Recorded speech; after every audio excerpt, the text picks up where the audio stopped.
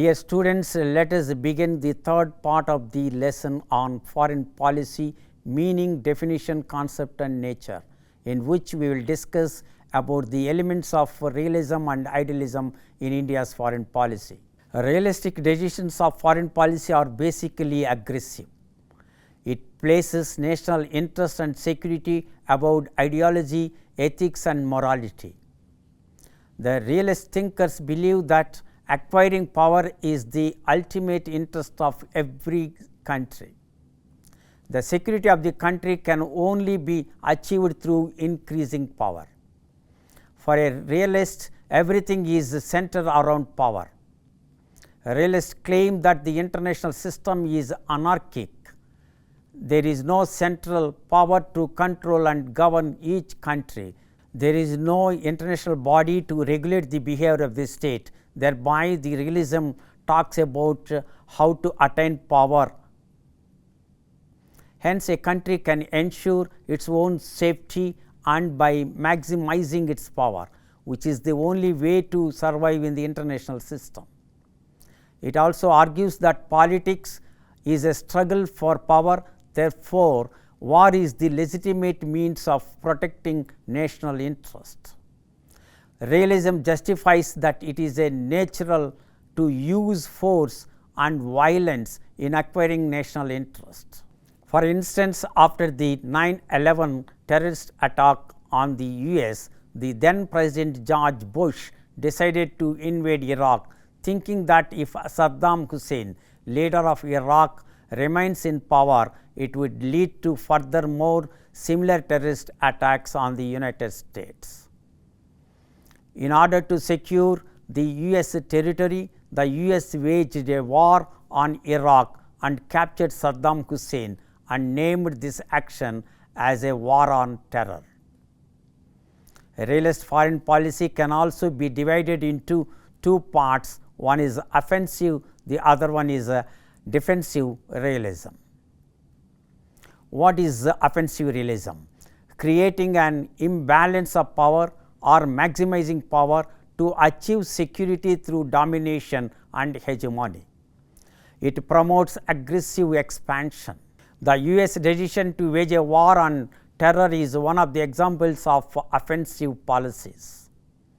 The Chinese behavior in South China Sea and its approach to Taiwan could also be another recent example of offensive realism.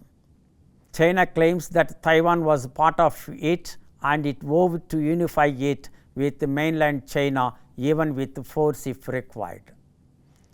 What is defensive realism? It argues that maximizing power is necessary to defend oneself from other threats, but not for aggressive expansion of power. It refers to creation of balance of power which can create deterrence among countries. Possession of nuclear weapons can be seen as a defensive realism. If one state uses nuclear weapons on another nuclear state, it can retaliate with the same and it could create similar consequences for both the parties. So, the chances of usage of nuclear weapons are very less. Let us discuss about what do you mean by idealistic foreign policy. Foreign policy should adhere to the promotion of peace and cooperation among states.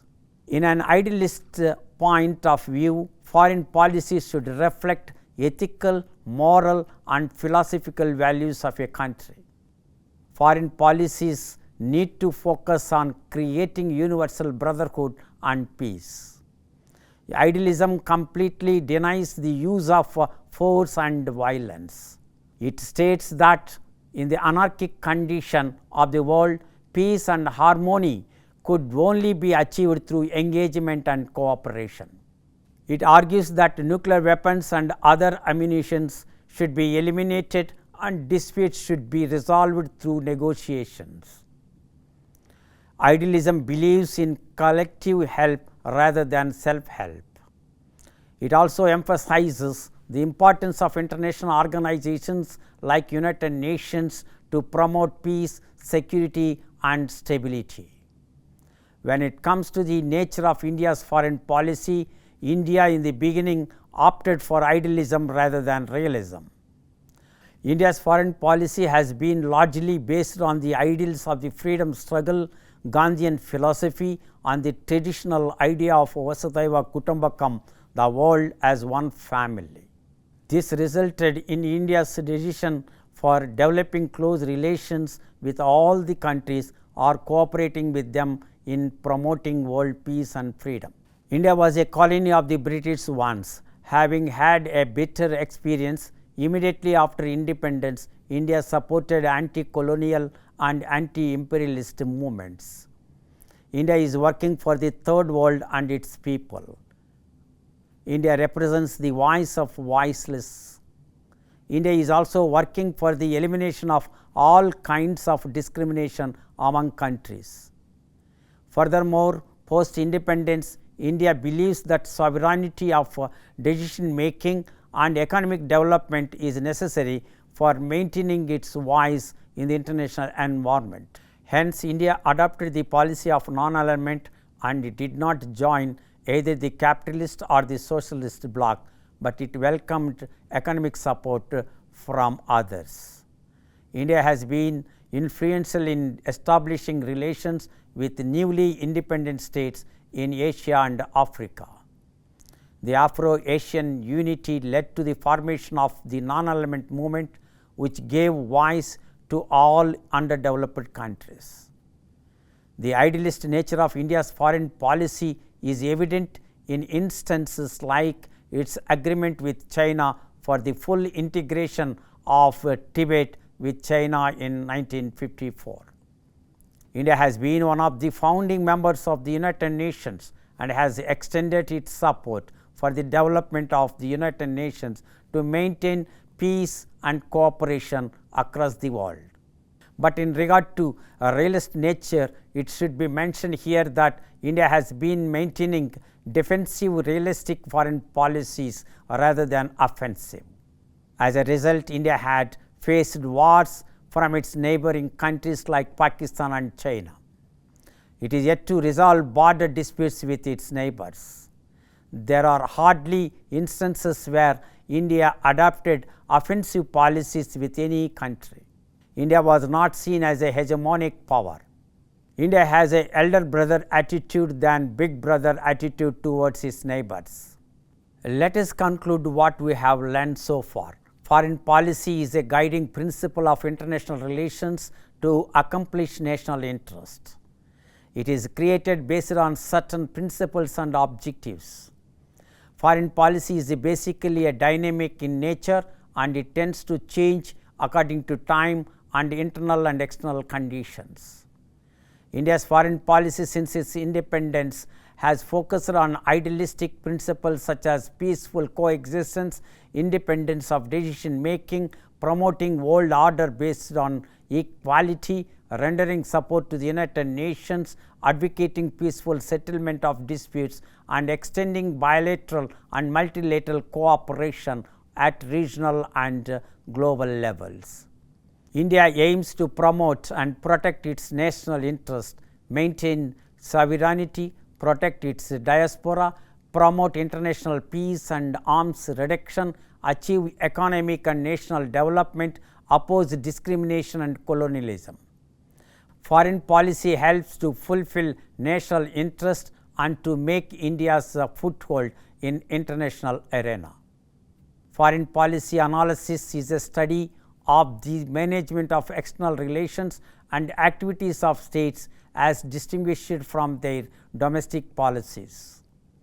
Foreign policies consist of aims, goals, strategies and measures that are intended to guide government decisions in regard to external affairs, particularly relation with foreign countries. The analysis of foreign policy helps us to evaluate the decisions and actions of states. Foreign policy decision making is important to safeguard the security of the country and protect its citizens' life and property and preserve the political system. National interest is promoted through foreign policy. A particular foreign policy may be pursued in order to preserve and promote certain values such as democracy, freedom, liberty, human rights and enforce international law and order. No country can live in isolation today.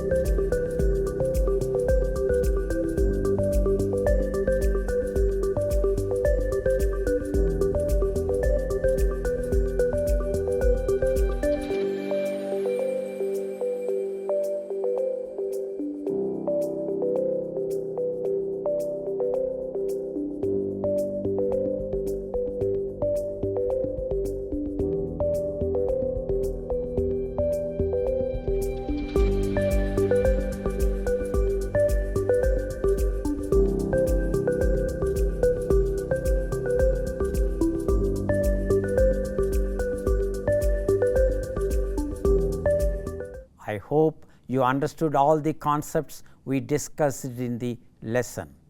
We have concluded our lesson on foreign policy, meaning, definition, concept and nature. Thank you.